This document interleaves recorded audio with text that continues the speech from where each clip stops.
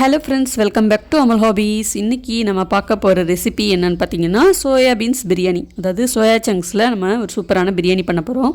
இந்த பிரியாணி பண்ணுறதுக்கு நான் வீட்டில் செஞ்ச தேங்காய் எண்ணெய் தான் யூஸ் பண்ணியிருந்தேன். இந்த தேங்காய் எண்ணெயும் எப்படி செய்யலாம், அது கூடவே ஒரு சைட் டிஷ், அதாவது இந்த நெல்லிக்காய் ஊறுகாவும் எப்படி செய்யலாம் அப்படிங்கிறத வீடியோக்குள்ளே போய் பார்த்து தெரிஞ்சுக்கலாம் வாங்க. அதுக்கு முன்னாடி நம்ம சேனலை யாரும் சப்ஸ்கிரைப் பண்ணாமல் இருந்தீங்கன்னா சப்ஸ்கிரைப் பண்ணிக்கோங்க. அப்போ தான் அடுத்தடுத்து வரப்போகிற ரெசிபீஸ்லாம் நீங்கள் மிஸ் பண்ணாமல் பார்க்கலாம். இப்போ வாங்க நம்ம வீடியோக்குள்ளே போகலாம். முதல்ல தேங்காய் எண்ணெய் செய்கிறதுக்கு ஒரு முழு தேங்காயிலேருந்து கெட்டியான தேங்காய் பால் எடுத்து 8 மணி நேரம் புளிக்க வச்சுருக்கேன். புளிக்க வச்சுட்டு இதை அப்படியே ஃப்ரீசரில் வச்சிடணும். ஒரு நாள் நைட்டு ஃப்ரீசரில் வச்சு எடுத்துட்டிங்கன்னா இந்த மாதிரி மேலே நல்லா க்ரீமாக படிஞ்சிருக்கும், அதாவது நல்லா ஃப்ரீஸாக இருக்கும். இது வந்து கட்டியாக இருக்கிறதுனால அப்படியே கத்தியால் பீஸ் பீஸாக கட் பண்ணி மேலால் அப்படியே எடுத்துக்கோங்க. அடியில் வந்து வெறும் தண்ணியாக தான் இருக்கும், அது வந்து நமக்கு யூஸ் கிடையாது.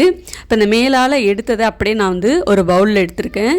இது அப்படியே ஒரு கடாயில் சேர்த்துட்டு கொஞ்சம் மீடியம் ஃப்ளேம்லேயே வச்சுட்டு நல்லா கிளறி கொடுத்துக்கிட்டே இருக்கணும்.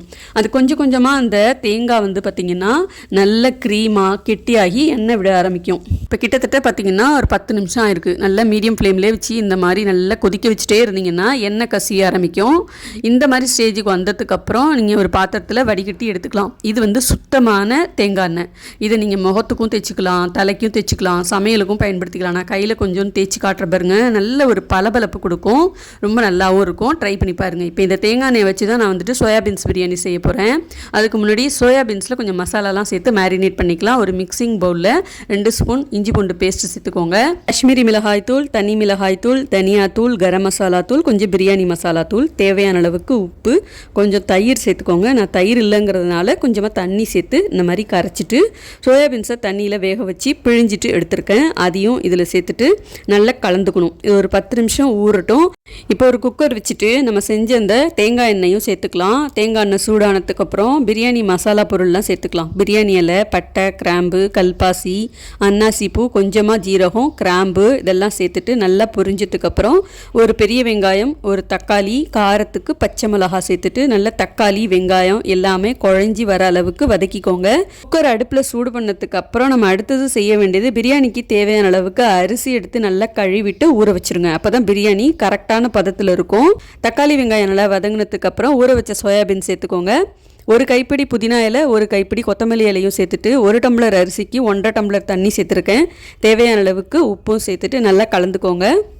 இந்த ஸ்டேஜில் உங்களுக்கு தேவையான அளவுக்கு காரம், உப்பு ஏதாவது தேவைன்னா அதை கூட்டி குறைச்சி நீங்கள் அட்ஜஸ்ட் பண்ணிக்கலாம். இப்போ சைடில் வந்து பார்த்திங்கன்னா ஏதாவது பழைய யூஸ் பண்ணாத தவா இல்லை தோசைக்கல் இருந்ததுன்னா அதை சூடு பண்ணிகிட்ருக்கேன். இப்போ இதை வந்து நம்ம விசில் வச்சு வேக வைக்க போகிறது கிடையாது, தம் போட்டு தான் வேக வைக்க போகிறோம். அது எப்படிங்கிறத நான் காமிக்கிறேன். இப்போ தண்ணி நல்லா கொதிச்சதுக்கப்புறம் ஊற வச்ச அரிசியை சேர்த்துக்கணும். அரிசி சேர்த்து நல்லா கலந்து விட்டுக்கோங்க. இந்த பிரியாணி செய்யறதுக்கு நான் சாதாரணமாக சாப்பாட்டு அரிசி தான் எடுத்திருக்கேன். நீங்கள் பிரியாணி அரிசி இல்லை, பாஸ்மதி அரிசி இல்லை, சீரக சம்பா அரிசி எது வேணாலும் பயன்படுத்திக்கலாம். ஆனால் தண்ணி வந்து அதுக்கு தகுந்த மாதிரி சேர்த்துக்கோங்க. கொஞ்சமாக ஒரு பாதி லெமனை பிழிஞ்சி சேர்த்துட்டு நல்லா கலந்துக்கோங்க. இந்த அரிசியெல்லாம் வந்து பார்த்திங்கன்னா மேலே வர ஆரம்பிச்சிருச்சு. இது பார்க்குறதுக்கு ஒரு கிரேவி மாதிரி இருக்குது பாருங்கள். இந்த ஸ்டேஜில் தான் வந்து தம் போடணும். இப்போ இந்த தோசைக்கல் மேலே குக்கரை தூக்கி வச்சுட்டு அடுப்பை எந்த அளவுக்கு நல்லா குறைச்சி வைக்க முடியுமோ குறைச்சி வச்சுருங்க. மேலே ஒரு மூடி போட்டு அதுக்கும் மேலே ஏதாவது கொதிக்கிற தண்ணியோ இல்லை ஏதாவது இந்த மாதிரி ஒரு வெயிட்டோ தூக்கி வச்சுட்டு சரியாக 20 நிமிஷம் மட்டும் வைங்க. அதுக்கு மேலே வைக்கவே வைக்கக்கூடாது. கரெக்டாக 20 நிமிஷத்துக்கு அப்புறம் நான் எப்படி இருக்குங்கிற காமிக்கிறேன். 20 நிமிஷம் ஆயிடுச்சு. இப்போ நம்ம திறந்து பார்க்கலாம். வாசனை நல்லா வர ஆரம்பிச்சிருச்சு. இதிலே நம்ம கரெக்டான பதம் வந்துருச்சுன்னு தெரிஞ்சுக்கலாம். பார்த்திங்கன்னா பிரியாணி சூப்பராக ரெடி ஆகிடுச்சு. லேசாக கிளறி பார்க்குறேன். அரிசி நல்லா வெந்திருக்கு, சாதமும் நல்லா உதிரியாக இருக்குது. இந்த மாதிரி நீங்கள் பண்ணும்போது சாதம் வந்து நல்லா உதிரியாக இருக்கும், அதே மாதிரி குழையவும் குழையாது. இது அப்படியே 10 நிமிஷத்துக்கு வச்சுருங்க. அதுக்குள்ளே நெல்லிக்காய் ஊறுகாய் பண்ணிக்கலாம். நெல்லிக்காவை நல்லா வேக வச்சுட்டு சின்ன சின்ன பீஸாக கட் பண்ணிவிட்டு இந்தமாரி ஒரு கடாயில் சேர்த்துட்டு தேவையான அளவுக்கு வெல்லம் சேர்த்துட்டு இது மாதிரி நல்லா கிளறிக்கிட்டே இருந்தோம்னா நல்லா தண்ணி விட்டு வர ஆரம்பிக்கும். அப்படியே ஒரு 5 நிமிஷம் சிம்மிலே வச்சிட்டோம்னா நல்ல கெட்டியான நெல்லிக்காய் ஊறுகாய் ரெடி. இதை வந்து நான் இனிப்பில் பண்ணியிருக்கேன். நீங்கள் தேவைப்பட்டால் மஞ்சள் தூள், மிளகாய் தூள்லாம் சேர்த்துட்டு காரத்துலேயும் பண்ணிக்கலாம். இந்த நெல்லிக்காய் ஊறுகாய் வந்து சும்மாவே சாப்பிட்லாம், ரொம்ப நல்லாயிருக்கும், ரொம்ப சத்தானதும் கூட. விட்டமின் சி நிறைய இருக்குது. இதை வந்து நம்ம ரசம் சாதம், தயிர் சாதம், லெமன் சாதம் இதுக்கெல்லாம் கூட வச்சு சாப்பிட்லாம். அதே மாதிரி இப்போ நான் சொன்ன இந்த பிரியாணி ரெசிபியை நீங்கள் சிக்கன் மட்டனுக்கும் ட்ரை பண்ணி பாருங்கள். அடிப்பிடிக்காமலும் இருக்கும், குழையாமலும் இருக்கும். வீடியோ பிடிச்சா லைக், ஷேர், கமெண்ட் பண்ணிட்டு மறக்காமல் சப்ஸ்கிரைப் பண்ணிக்கோங்க. பாய்.